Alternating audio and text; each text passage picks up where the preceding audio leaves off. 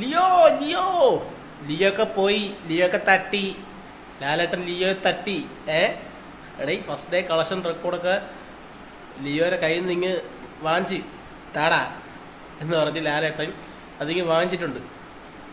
അപ്പം first day collection റെക്കോർഡായ 12 കോടി രൂപ 15 കോടിയിൽ മുകളിൽ മറികടക്കാനാണ് സാധ്യത എന്നാണ് അറിയാൻ സാധിച്ചത്. കാരണം രാവിലെ 6 തൊട്ട് പിറ്റേ ദിവസം വൈകുന്നേരം രാവിലെ 6 മണി വരെ മാരത്തോൺ ഷോയാണ് ഏർപ്പാടാക്കിയിരിക്കുന്നത്. ചരിത്രത്തിൽ ആദ്യമായി കേരളത്തിൽ മാരത്തോൺ ഷോ നടത്തുന്നു. അതായത് രാവിലെ 6 മണിക്ക് തുടങ്ങുന്ന എമ്പുരാന്റെ ഷോ അവസാനിക്കുന്നത് പിറ്റേ ദിവസം രാവിലെ 6 മണിക്കാണ്. അപ്പം അങ്ങനെ ഒരു ചരിത്രം കേരളത്തിൽ അങ്ങനെ വരികയാണ്. അപ്പം ഈ ഒരു ചരിത്രം ഇനി ഒരിക്കലും ഉണ്ടാവണമെന്നില്ല. അതൊരു വിജയ് സിനിമയ്ക്ക് ഇനി അടുത്ത് ലഭിക്കണമെന്നില്ല. അപ്പം ഈ 12 കോടി 15 കോടിയായിട്ട് കളക്ട് ചെയ്ത് കഴിഞ്ഞാൽ ഒരു 10 വർഷത്തേക്ക് ഈ റെക്കോർഡ് മറികടക്കാനുള്ള സാധ്യതയില്ല. വരണമെങ്കിൽ അടുത്ത എമ്പുരാന്റെ പാർട്ട് 3 വരണം.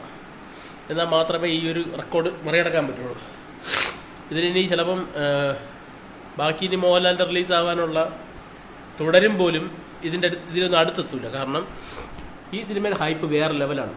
ഈ സിനിമ അത്രത്തോളം കത്തി നിൽക്കുകയാണ്.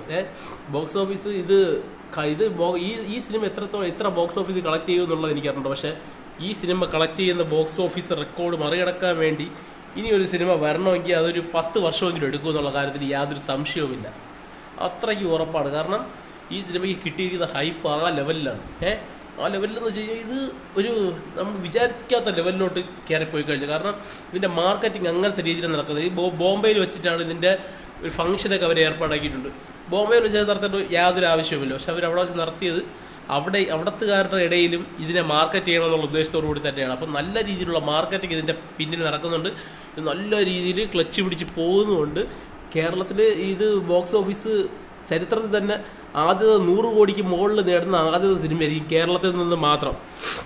അത് വെളിയിൽ നിന്ന് എല്ലാം കൂടെ ആകുമ്പോഴത്തേക്കും ഒരു 400 കോടി രൂപ ഉറപ്പായിട്ടും കണ്ണുടച്ചും കൊണ്ട് കിട്ടുന്ന രീതിയിലാണ്. ഒരു പോസിറ്റീവും കൂടെ, നല്ലൊരു കടുത്ത ഹൈ പോസിറ്റീവ് കൂടെ വന്നു കഴിഞ്ഞാൽ ഈ സിനിമ 500-ൽ നിൽക്കുമെന്നാണ് എനിക്ക് പറയാനുള്ളത്. കാരണം അത്രയ്ക്ക് ഇതിൽ നമ്മൾ ഫാൻസിന്റെ പവറൊന്നും നമ്മൾ നോക്കിയിരിക്കില്ല. ആരും ഫാൻ ഫൈറ്റിന്റെ ആവശ്യമില്ല. നല്ല സിനിമയാണെങ്കിൽ ഈ സിനിമ 500 കോടിക്ക് മുകളിൽ പോകണമെന്നാണ് എനിക്ക് പറയാനുള്ളത്. കാരണം അത്രയ്ക്കും മുതൽ മുടക്കി വരുന്ന സിനിമയാണ്. അത്രയ്ക്കും അവർ ആൾക്കാരെ ഇതിൽ കൊണ്ടുവരണമെന്ന് ആഗ്രഹിക്കുന്നു. അതിനനുസരിച്ച് മാർക്കറ്റ് ചെയ്യുന്നു. അപ്പം നമ്മളത് കാണണം. ആ സിനിമ അങ്ങനെ കണ്ട് ആ സിനിമ വിജയിച്ചാൽ മാത്രമേ ഇനി ഇതുപോലുള്ള സിനിമകൾ മലയാളത്തിൽ ഉണ്ടാവുള്ളൂ. ഇനി ഇതുപോലുള്ള സംവിധായകർ മലയാളത്തിൽ ഉണ്ടാവുള്ളൂ. ഇതുപോലെ പൈസ മുടക്കി കഴിഞ്ഞാൽ തിരിച്ച് കിട്ടുമെന്നുള്ളൊരു ബോധ്യം മനുഷ്യർക്ക് ഉണ്ടാവുള്ളൂ. സംവിധായകന്മാർക്കും പ്രൊഡ്യൂസർമാർക്കും ഉണ്ടാവുള്ളൂ.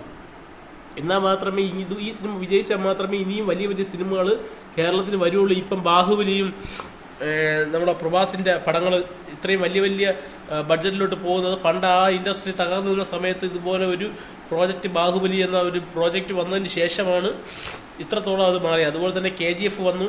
അതുപോലെ അങ്ങനെ കന്നഡ ഇൻഡസ്ട്രി തന്നെ ഇപ്പം മാറി. അവിടെയും ഇപ്പം 100 കോടി താഴ്ന്ന ബഡ്ജറ്റുള്ള സിനിമകൾ വരുന്നത് തന്നെ വളരെ കുറവാണ്. അതുപോലെ തന്നെ ആകും മലയാളവും.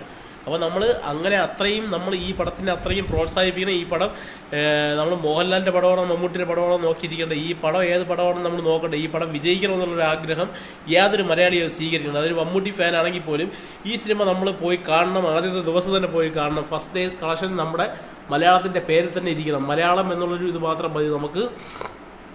അല്ലാതെ നമുക്ക് വിജയുടെ റെക്കോർഡാണ്. വിജയ്ക്ക് വേണമെങ്കിൽ ഇത് മറികടക്കാം.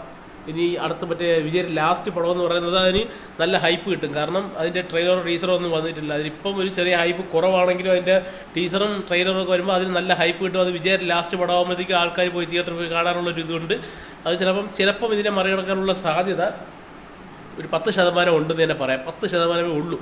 കാരണം ഇത് അത്രയ്ക്ക് അതിന്റെ ഈ റീച്ചിന്റെ മുകളിൽ കയറിയ സിനിമയാണ് എമ്പുരാൻ എന്ന് പറഞ്ഞത്. അപ്പോൾ ഇതിനെ മറികടക്കാൻ കുറച്ച് പാട് തന്നെയാണ്. അടുത്തിനി ഏത് ചിത്രം വന്നാലും ഒരു 10 വർഷത്തേക്കെങ്കിലും. അപ്പം നിങ്ങളുടെ അഭിപ്രായം കമന്റ് ബോക്സിലിടാം. നന്ദി, നമസ്കാരം.